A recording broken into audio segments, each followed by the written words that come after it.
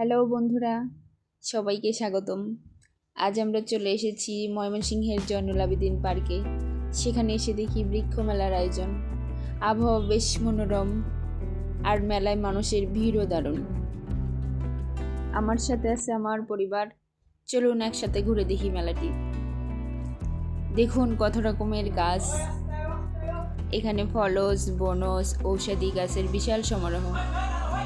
আম, জাম, কাঁঠাল থেকে শুরু করে নিম, তুলসী পাতা, বিভিন্ন রকমের গাছ রয়েছে। গাছ নির্বাচনের কিছু টিপস হলো, বাড়ির ছাদের জন্য ছোট এবং টবে ধরে এমন গাছ নির্বাচন করা, আর বাগানের জন্য মাটির গভীরতা এবং সূর্যের আলো দেখে গাছের ধরন ঠিক করা। আমার পরিবারের সদস্যরা বেশ পছন্দ করেছে গাছগুলো। গাছ লাগানো আমাদের পরিবেশের জন্য ভীষণ জরুরি। চলুন একটি করে গাছ লাগাই আমরা। আজকের ব্লগটি এখানেই শেষ করছি। আবার দেখা হবে নতুন কোনো জায়গায়। ভালো থাকবেন সবাই। খোদা হাফেজ।